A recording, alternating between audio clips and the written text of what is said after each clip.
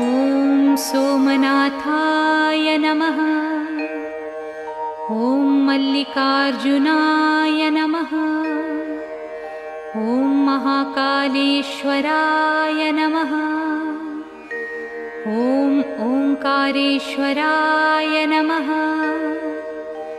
ॐ वैद्यनाथाय नमः। ॐ भीमशंकराय नमः।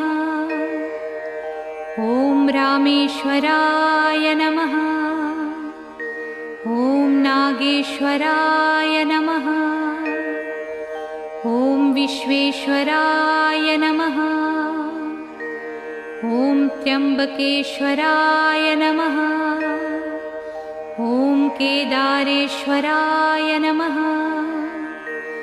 ॐ भुस्मेश्वराय नमः।